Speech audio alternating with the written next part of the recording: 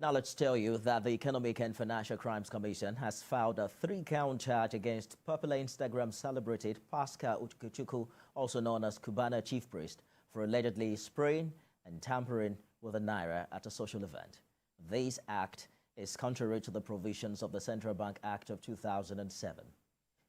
Cubana chief priest will be arraigned tomorrow, Wednesday, April 17th, before Justice Kehinde Oguntade of the Federal Court in Lagos.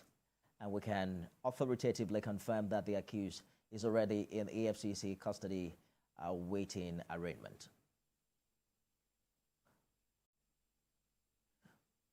Legal practitioner Ivan Ofeli joins me on the news at 10. What do you make of this new arraignment by the EFCC over the abuse of Naira?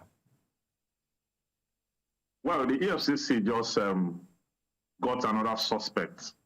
One who allegedly have committed an offense of mutilating the Naira or tampering the Naira, as the charge states, contrary to Section 21, Subsection 1, 2, 3, and 4 of the Central Bank of Nigeria Act, that's the CBN Act. Now, the EFCC is of the view from the charge that they have evidence to the effect that the suspect or the defendant have breached that Section 21, Sub 1, 2, and 3, 4 of the CBN Act. And as such, he is to be arraigned tomorrow. Now, the arraignment will mean that the charge will be read to him and he will plead either guilty or not.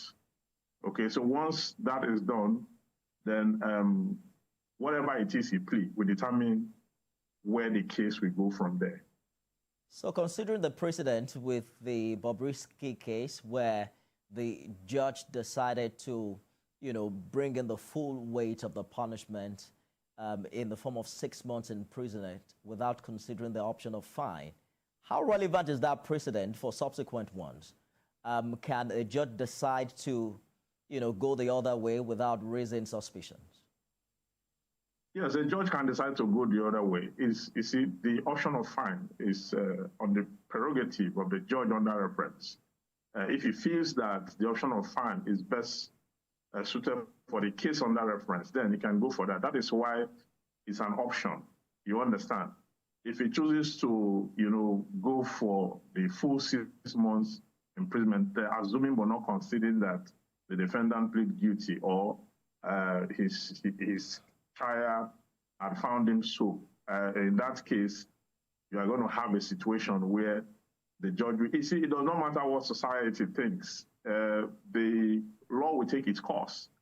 This particular contravention has been there for a long time, but the laws cannot enforce itself. So it's a good thing that the EFCC is looking at these violations. And we want to also add a voice to the effect that EFCC should stretch it further than this to the elites too, who are found spraying the Naira, tampering the Naira, and all that. And the public should also know that it's not just the people who spray the Naira or who deface it or who step on it. Even those who hawk it. If you look at... Well, I think we may have lost your audio. If you can fix that for us quickly, Mr. If you look at that section 21, subsection 4, it said those who hawk the Naira, and those who trade it, and those who use it in ways not allowed by the Act. I get you, Mr. Ofeli, but quickly talk to us as a lawyer, because we seem to have witnessed expedited action in this regard.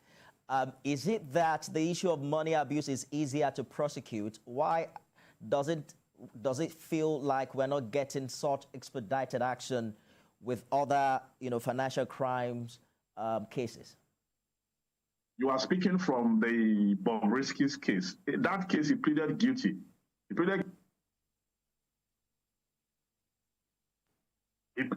Bobrisky pleaded guilty, and the Federal High Court have a summary jurisdiction, so they can actually try and convict a defendant summarily. Okay, if he had not pleaded guilty to the charges against him, the matter will still go to trial. And before it will go to trial, there will be a lot of applications. Sometimes the defense may bring a no-case submission. Sometimes he may decide to rest his case on that of the prosecution. Sometimes he may decide to take any other option that is open to it. So there are several options open to a defense counsel in this case. Right. You can plead, you can decide that trial, you are going off trial. That's pleading not guilty. And you can also decide that you want to rest your case. So if you are going full trial, the defendant is not pleading guilty, that will take more time. So we shouldn't use that case to compare other criminal matters that have dragged longer than necessary. Legal practitioner Ivan Sofili, I'm afraid that's our time. Thank you so much for talking to us on TVC News at 10. You're welcome.